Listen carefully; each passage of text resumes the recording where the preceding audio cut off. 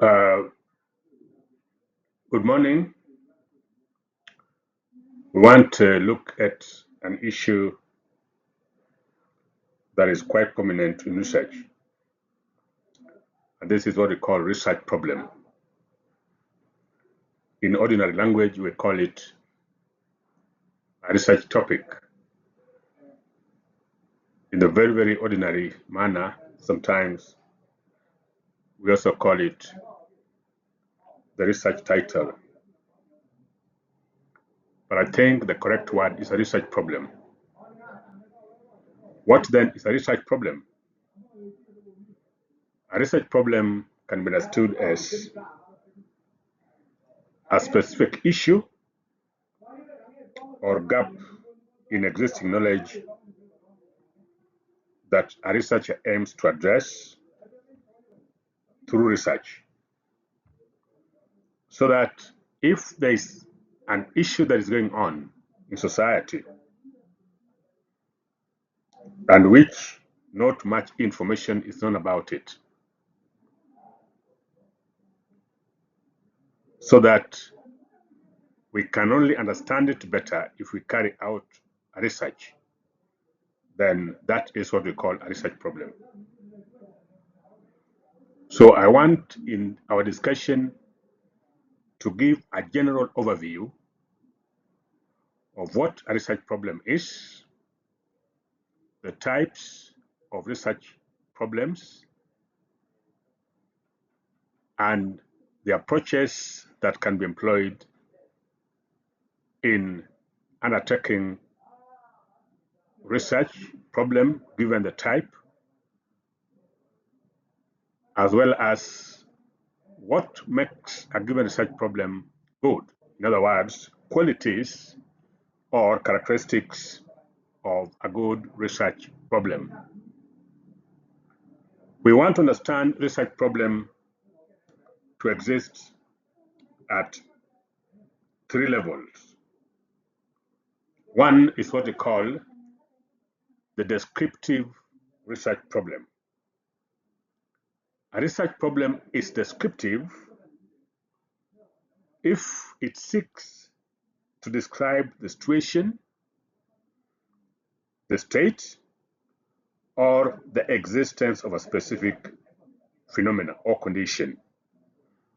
So that a descriptive research problem is simply one that seeks to state, to explain, and to describe the situation as it is without adding any more information. For instance, somebody would ask, whom did you see? If it's a descriptive research problem, then you describe the person that you saw. You don't go further to understand why that person looks like that. So you could say, I saw a tall, dark, slim man. That is a descriptive research problem. You do not go further to understand why the person is tall, why the person is slim, or why the person is dark. No. The task of a descriptive researcher is to state facts as they are without adding or removing anything. So that is a descriptive research problem. For instance, somebody could be interested in understanding maybe factors affecting performance, academic performance of undergraduate students. That is descriptive. So the responses that are given are reported the way they are, without addition or subtraction of anything. That is descriptive research problem. But a research problem can also be causal. A research problem that is causal seeks to identify the extent and the nature of cause and effect relationship. In other words, studies that are designed to understand the cause and effect of something largely seeks to understand the impact of some change on existing situation. And the goal here is to identify patterns of relationships between different elements or variables. For example, causal research problem might be the impacts of workers' level of education on performance, the impacts or the effects or the influence of workers' level of education on performance. In other words, in this case, a researcher is interested in understanding whether the level of education contributes to the work output. So that is it possible that individuals with a higher, with a lower, with a mid-level of education are likely to have a better or the opposite of that? So that is causal relationship. You want to understand what is it that causes ABCD. Then we have another type of research that we call relational research problem. And relational research problem is one that seeks to investigate the correlation between two or more variables. And this type of research problem works with the assumption that the existence of some works on the assumption of that there is existence of some sort of relationship between two variables, and which requires investigation. And the aim of a relational research topic is largely to investigate the qualities or characteristics that exist between two or more variables. For instance, a researcher might be interested at understanding the relationship between participation in a study group and academic performance. That is, what happens to students who engage in study groups? Does their performance become better or worse than those that do not participate in such groups? So that is relational research problem. Now, every research problem, despite the various types that a researcher might choose to pick, there are four fundamental characteristics or qualities that a research problem or a research topic must bear. One is the issue of currency. When we talk of currency, we imply that a research problem chosen by a researcher must address an issue that is live in society. That is why I have given the example of a live phenomenon. It must be an issue that society is experiencing. For instance, even if an issue occurred some years back, but certain aspects of it were not clear, and that there are revelations that much more information is not yet understood about it, it will still be seen as current. And therefore, currency means that you are investigating an issue that has not been investigated.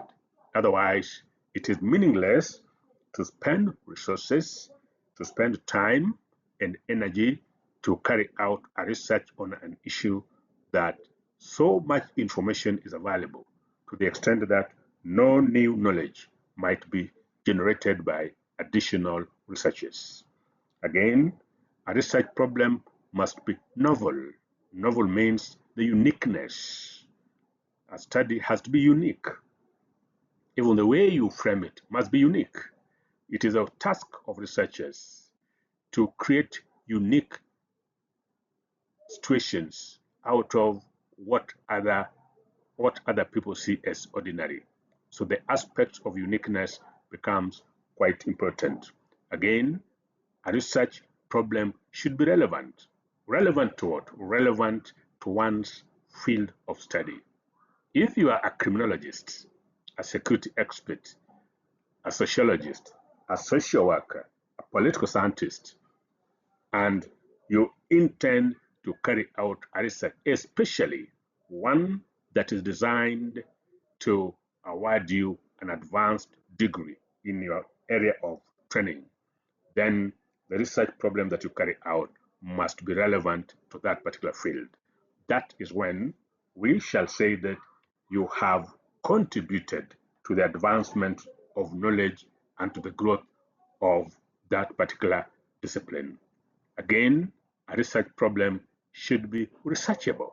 Not all issues that we might think about, they could be current, they could be novel, they could be relevant, but they are not researchable.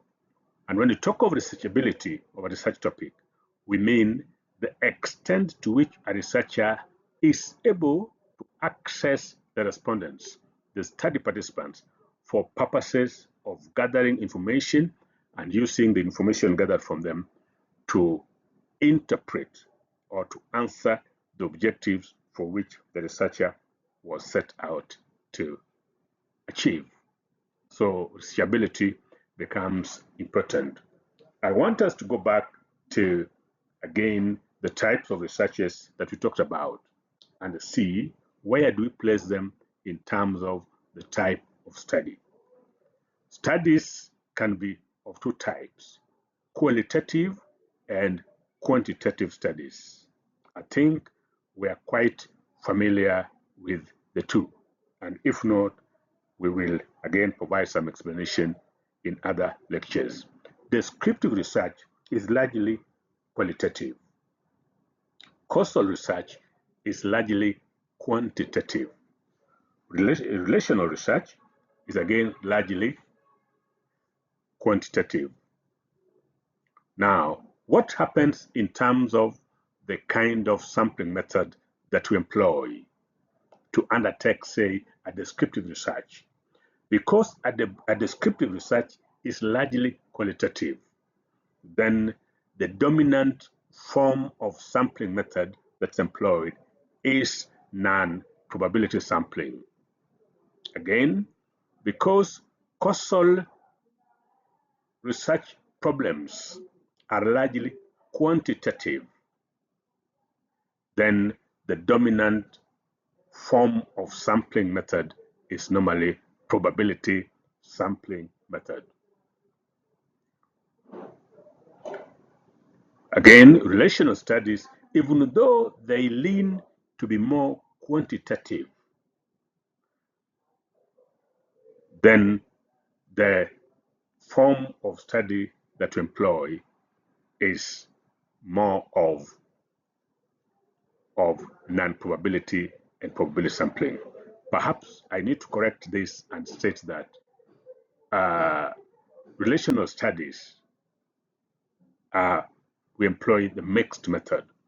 That is both qualitative and quantitative. And on that basis, again, we employ again the mixed method of sampling, which is both non-probability and probability sampling.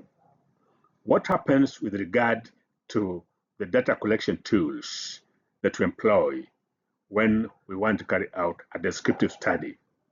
Because descriptive studies are qualitative, and because we also largely employ non-probability sampling method, then the most dominant method of data collection are the qualitative methods of data collection, which include key informant interviews, focus group discussions, and observation methods. What about causal studies? Because causal studies are largely quantitative, and because, again, we apply largely probability sampling method, then we also use the quantitative methods of data collection.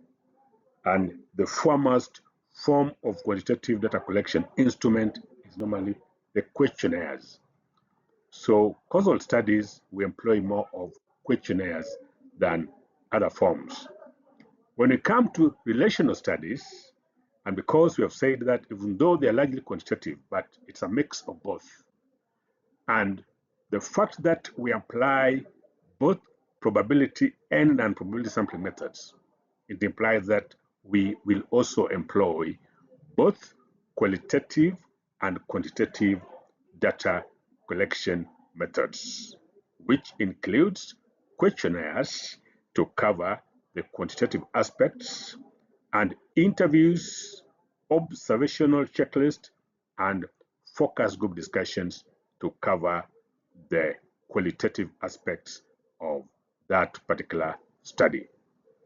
That is, in a nutshell, our summary of what a research problem is in terms of the types, the qualities, the types of sampling methods employed, and the types of data collection tools that can be employed.